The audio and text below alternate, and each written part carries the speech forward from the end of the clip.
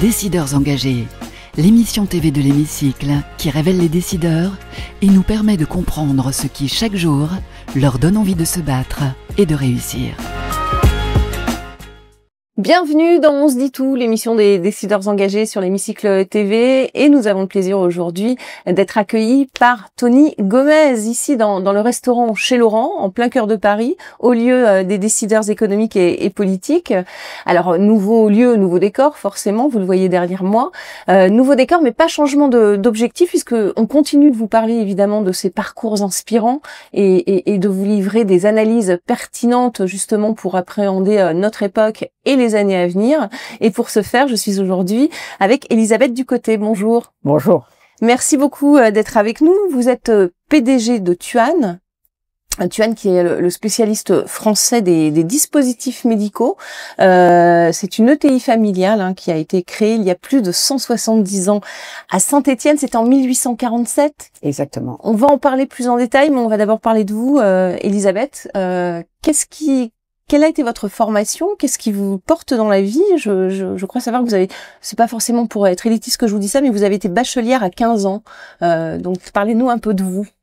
Alors, je dirais au niveau de la scolarité, puis ensuite du parcours universitaire, effectivement, j'ai été dans un contexte, je dirais, où la littérature donnait beaucoup d'importance, où l'éveil,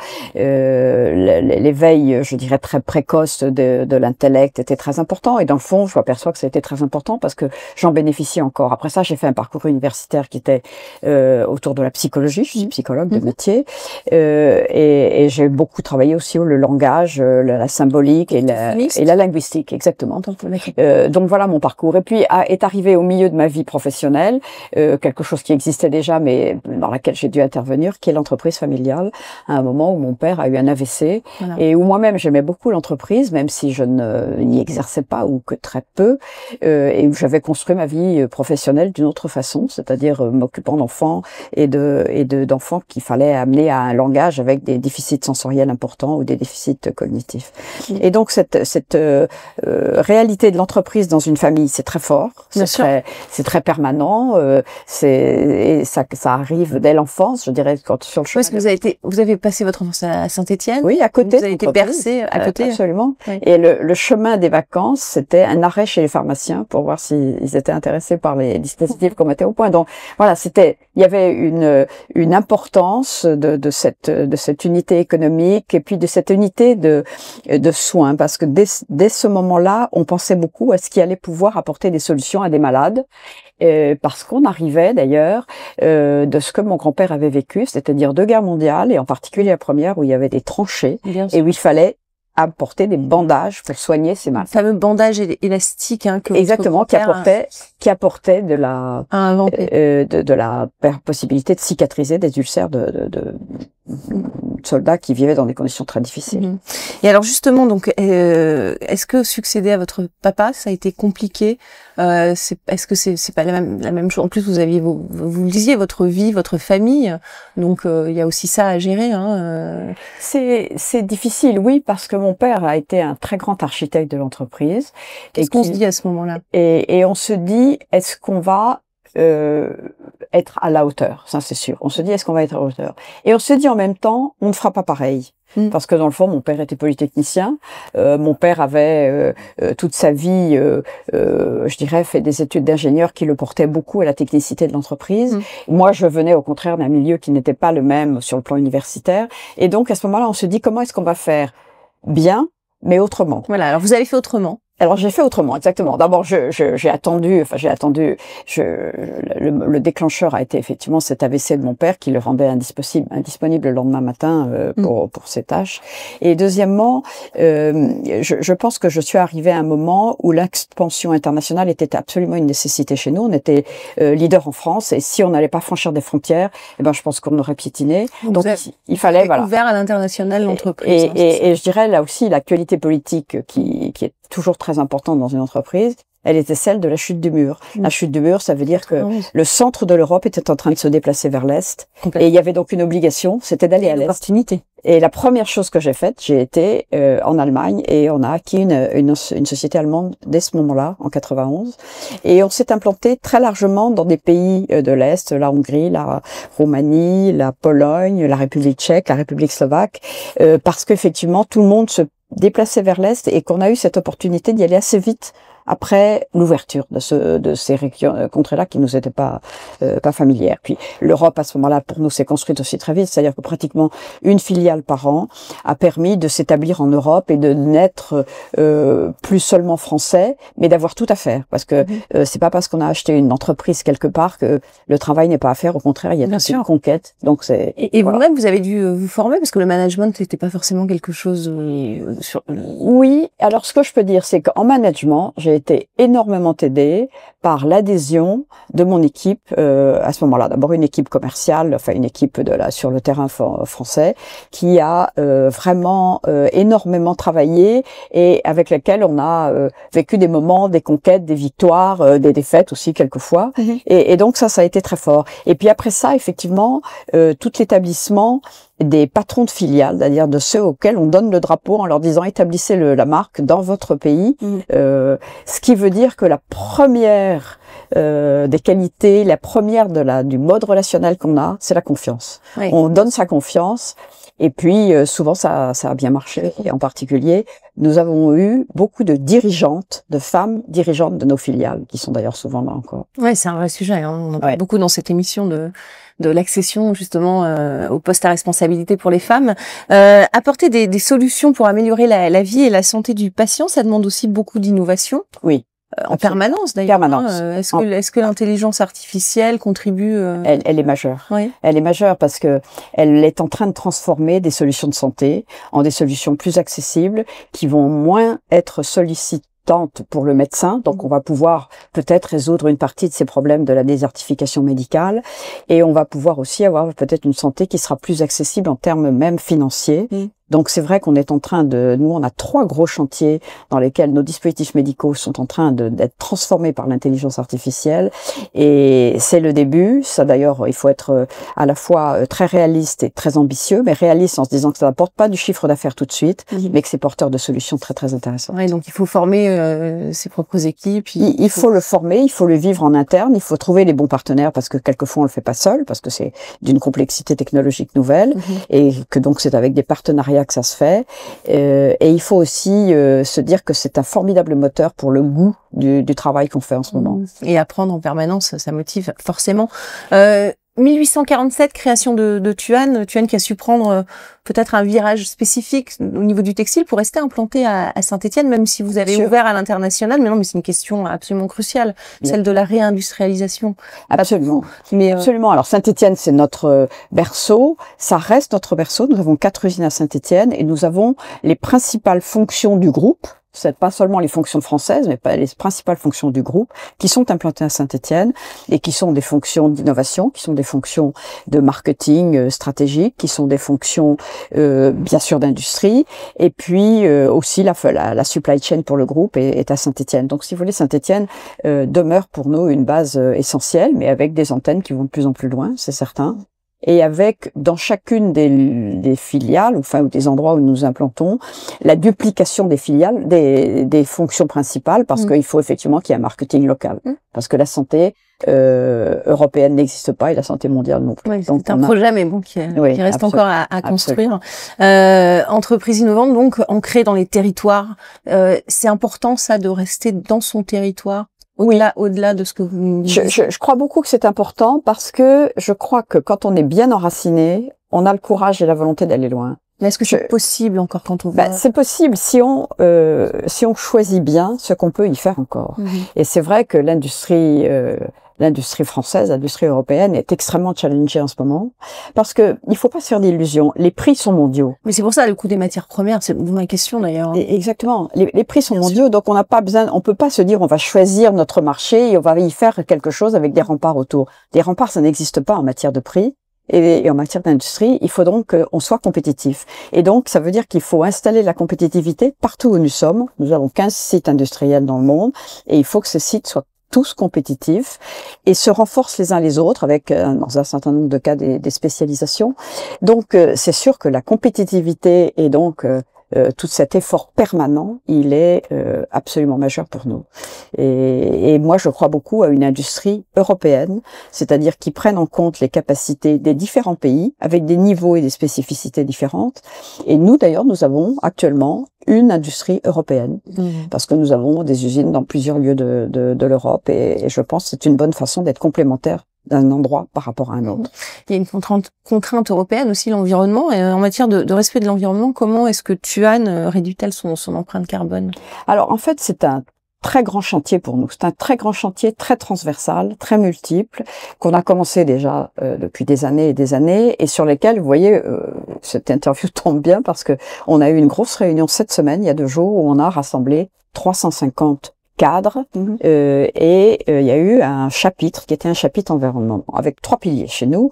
Le pilier ressources humaines, les équipes. Comment est-ce qu'on va pouvoir, par rapport aux équipes, les mettre dans des conditions et leur offrir des conditions de travail qui vont leur permettre d'avoir la meilleure capacité, la meilleure expérience et la meilleure, je dirais, santé au travail. Donc ça, c'est important.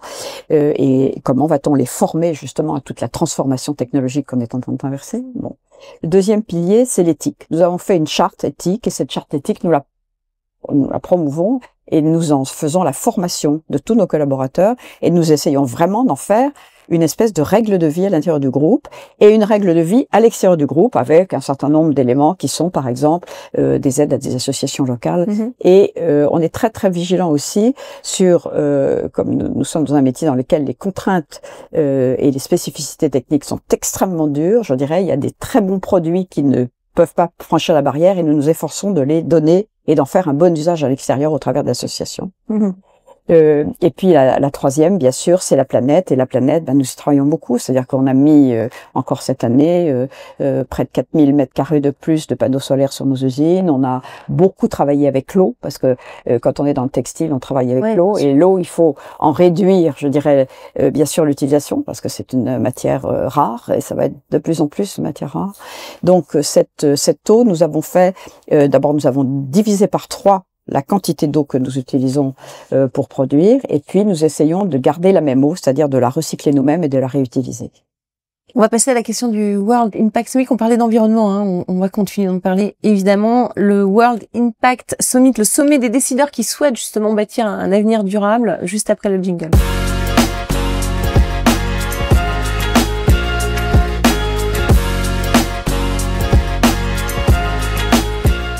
La question du World Impact Summit pour vous, Elisabeth Ducotet, celle que vous avez choisie parmi plusieurs questions. Quelles initiatives spécifiques, alors on parlait de ce que vous faisiez comme grandes actions pour l'environnement, mais quelles initiatives plus spécifiques votre organisation a-t-elle mis en place pour justement intégrer l'environnement au cœur de sa stratégie? Effectivement, moi je pense que notre grande initiative, c'est une initiative. Quand on est dans la santé, je dirais, on a tout intérêt et nous en tant qu'entreprise, mais aussi à nous intéresser aux patients, c'est cette transformation d'un certain nombre de dispositifs qui vont nous permettre de rendre la santé plus accessible. Par exemple, et je donne un exemple très précis, la lymphologie. La lymphologie, c'est tout ce sujet sur le lymphédème qui survient dans beaucoup de cas après le cancer. Après le cancer, on a ou un bras ou une jambe qui va probablement prendre du volume et qu'il va falloir traiter. Et dans ce traitement-là, qui est rare, qui est difficile et dans lequel il y a encore assez peu de centres, eh bien l'éloignement ou le coût rend un certain nombre de patients éloignés du traitement. Donc nous, notre promotion et notre volonté, c'est de rendre ce traitement plus accessible et moins coûteux. Et c'est vrai que nos dispositifs médicaux avec l'aide de l'intelligence artificielle, ont vraiment cet objectif-là, c'est-à-dire d'apporter des solutions de santé nouvelles, plus accessibles, moins coûteuses. C'est-à-dire de pouvoir peut-être contribuer à une santé et respectueuse bien sûr de l'environnement, c'est-à-dire moins de transport. On sait très bien que les transports de santé sont des problèmes absolument gigantesques, coûteux. L'importation des matières premières. Absolument, bien absolument. Sûr. Donc ça, par exemple, pour moi, c'est une grande espérance d'apporter des solutions qui vont permettre de déplacer moins les patients, de les soigner par eux-mêmes et de les rendre eux-mêmes responsables, je dirais, de leur traitement avec des dispositifs qui auront une autonomie bien meilleure. Question d'un jeune de Centrale Supélec. À présent, c'est juste après le jingle, la question d'un jeune étudiant.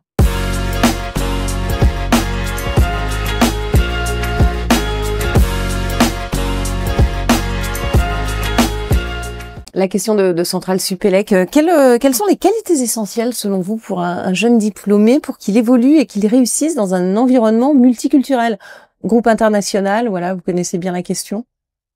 Alors, j'ai envie de dire plusieurs, mais en premier, je mettrais adaptabilité. Parce que le monde change très très vite. Ce qui a fait l'objet d'une formation pour un jeune qui a eu une brillante formation universitaire et académique comme un jeune de Centrale, c'est forcément de la méthodologie, du contenu technique, etc. Et ce qu'on va lui demander quand il va arriver dans l'entreprise, c'est bien sûr de mettre ses qualités et ce savoir à profit, mais aussi de savoir prendre du recul par rapport à ça et immédiatement de s'adapter. Donc, je dirais adaptabilité. Et puis, j'en mettrais tout de suite. Donc, avec adaptabilité, excusez-moi, je reviens.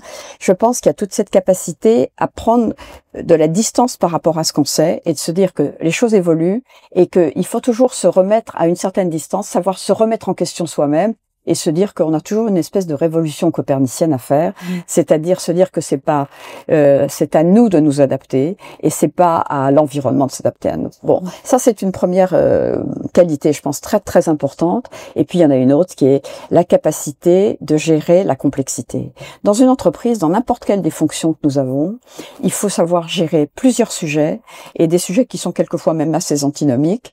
Et passer de l'un à l'autre très rapidement. C'est-à-dire cette capacité de prendre et d'embrasser d'une certaine façon des sujets très différents les uns des autres et d'être quand même en pleine activité vis-à-vis de ces sujets, pour moi c'est très important. Et je pense que nos jeunes collègues qui entrent chez nous, cette capacité à la complexité et à prendre des choses qui sont d'une part très mouvantes et d'autre part très différentes. On parlait de l'intelligence artificielle, c'est une chose. Absolument. Passer d'un sujet à l'autre. Voilà, il faut sans arrêt apprendre, puisque ça change tout le temps. Donc. Et vous voyez, je dirais, garder le bon sens comme conducteur de nos comportements, ne pas partir dans des hypothèses trop intellectuelles, etc. Garder le bon sens, rester près du terrain, rester près de la réalité. La réalité, exactement. Merci beaucoup Elisabeth Ducotet. On va passer à la question de l'hémicycle à présent, question un peu plus politique, on le verra, en tout cas c'est juste après le jingle.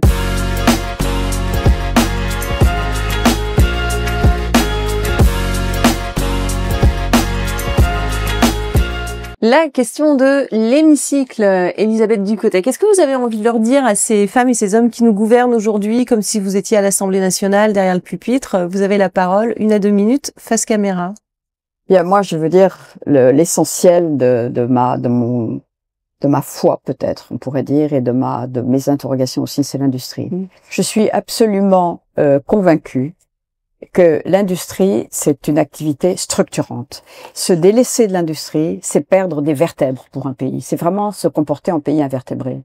Et l'industrie, j'ai quelquefois un peu de tristesse quand je vois que l'industrie n'est plus toujours en France, n'est plus toujours en Europe, et qu'il y a des risques pour cette industrie. Donc, mon message, c'est créons partout où nous le pouvons, le terreau favorable pour que l'industrie française et européenne puisse rester en France et se développer. Pas seulement rester, mais se développer aussi. C'est un cri que l'on entend, en tout cas une demande que l'on entend beaucoup dans cette émission et dans l'hémicycle, évidemment. Merci beaucoup. Il y a la volonté, mais il n'y a pas forcément la bonne méthode peut-être pour y parvenir. Hein. Ça reste...